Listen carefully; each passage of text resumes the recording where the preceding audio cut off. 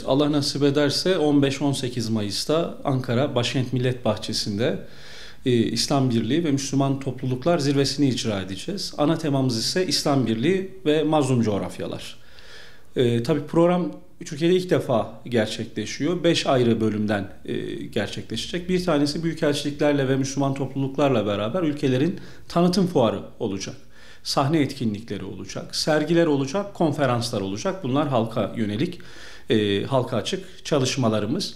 Bunun dışında sivil toplum başkanlarımıza, önemli isimlerimize, bürokratlarımıza yönelik ortak bir çalışma alanı olacak. Yeni bir dünya sempozyumunu icra edeceğiz.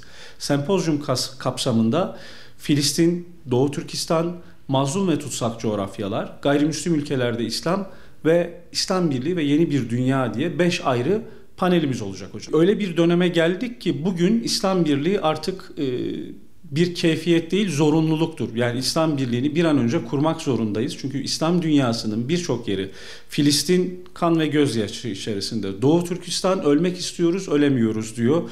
Büyük bir zulüm altında. Patani, Myanmar, Keşmir, dünyanın birçok yerinde Müslümanlar ızdırap içerisinde. Bu yüzden Müslümanların tekrar bir araya gelmesi gerekiyor. Bizim bu programdaki esas amacımız da İslam Birliği'ne yönelik, halkların birbirini tanımasına yönelik bir katkı sunabilmek ve üst düzey isimlerle nasıl bir oluşum yaparız, Müslümanlara nasıl bir katkı sunarız, İslam Birliği'ne nasıl bir katkı sunarız, bunun derdindeyiz. Bu noktada biz hem halkımızı 15-18 Mayıs'ta Başkent Millet Bahçesi'ne bekliyoruz, hem de STK başkanlarımızı, bürokratlarımızı yeni bir dünya sempozyumumuza katılım formunu web sitemizden doldurarak orada hazır olmalarını istiyoruz. Aslında geleneksel hale getireceğiz. Bu sene ilki olacak. Gelecek senelerde de devam edecek. Hatta biz ziyaret ettiğimiz büyükelçiliklere şunu söylüyoruz. Bu sene biz sizi misafir edeceğiz ama gelecek senelerde bunun sadece Türkiye'de değil, Bağdat'ta da olması lazım, Kahire'de de olması lazım ya da Fas'ta, Malezya'da, Pakistan'da da olması lazım. Diğer bütün ülkelerde de bunu yapabilmemiz gerekiyor ve Müslüman halkların birbirlerini çok daha yakından tanıması, çok daha fazla kenetlenmesi gerekiyor.